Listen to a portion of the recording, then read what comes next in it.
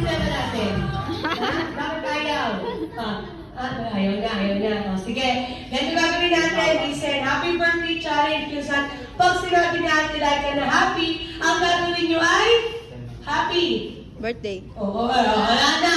Hindi na nag-jollibee talaga. Pag sinabi natin like ang gagawin nyo ganito, happy. Pag sinabi natin like na birthday, ang gagawin nyo ganito, birthday. Pag sinabi natin like na summer, ang gagawin nyo ganito, summer. Ganon. O, happy birthday, summer. Ayusin mo, nakakailangan sa'yo. Ayusin mo. Isa pa. Happy birthday, summer. Happy birthday, summer. Ano na? Ganon, okay?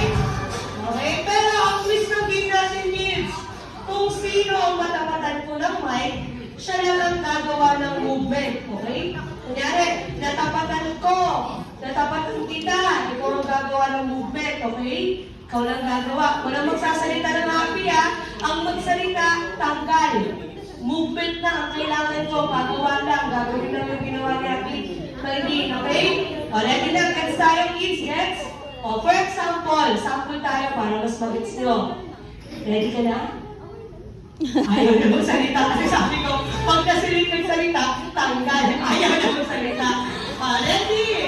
Ready? Happy birthday challenge, ha? 1, 2, 3, go!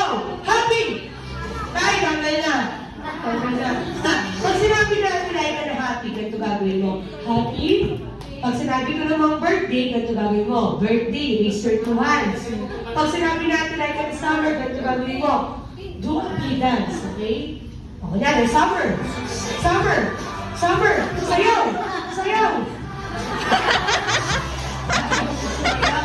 Bakit tayong sumayaw? Hindi mo hilig yun? Hindi mo tayo yun? Hindi tayo nila. O, sige, isa pa, ganito ha. Example ko dito kay Rachel. Rachel, ready ka na? O, happy! Yun! Galing, naalala. Birthday!